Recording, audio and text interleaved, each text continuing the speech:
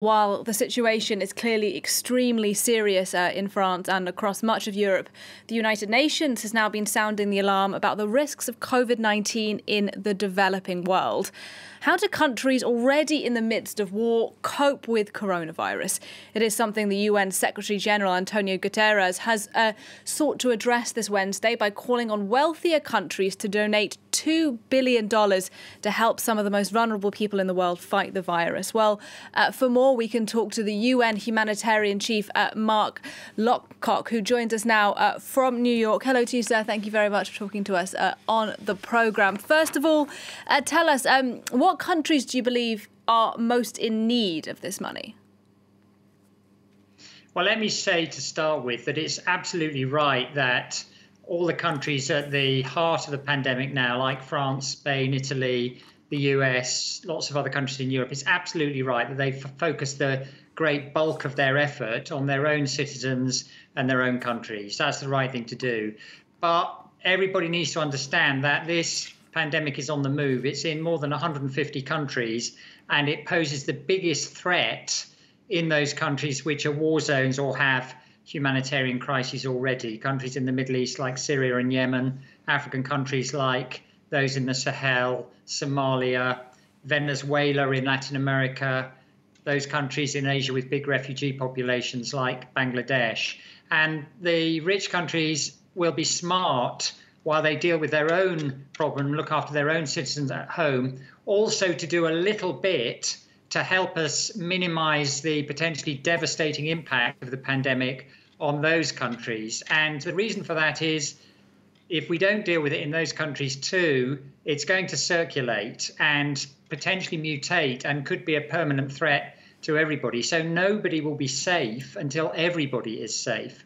Yeah. And the money you're hoping to get here, is this primarily to buy hospital equipment, things like ventilators, or is this more about preventative measures in the community? Because I imagine you're often talking about parts of the world where people don't have access, for example, to running water all the time, so they can't do basic things like washing their hands.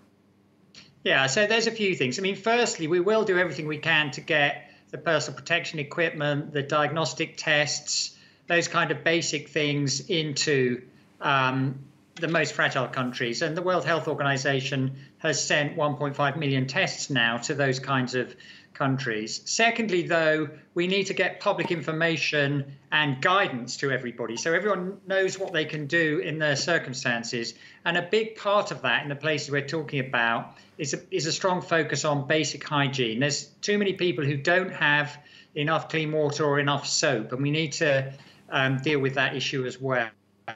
We can reorganize the way aid is delivered to people to reduce the congestion and so on, and we're going to be doing that too. And then the other really crucial point is in the wake of the declining availability of air services, we're going to use money we raise from this appeal to scale up the UN's own air services to get the humanitarian workers and the frontline staff to the front line so they can do their job, but also so that we can rotate them in and out, give them a breather and so on. Because unless we have ways of keeping people on the ground through these new air services we're going to be building up, we won't be able to deliver the whole operation. So those are the key priorities. Yeah, and just finally, I know you touched on this a little earlier, the scale of money that governments are having to pour in to protect their own economies.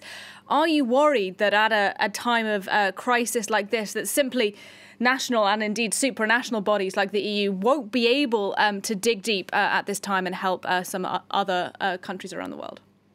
Well, we strongly support the huge economic measures being taken in many countries. So the US Congress has just passed this, or just passing this $2 trillion package. Now, in fact, in that package and in earlier packages, there is a very small amount of money for the international response too. And smart countries will do most of the things that need to be done at home, but they will do some things internationally to protect themselves as much as anything else, as a sign of kind of broader solidarity. Because, as I say, unless it's dealt with everywhere, nobody's going to be safe. And all of the senior officials and politicians in the rich world I talk to, they all understand that.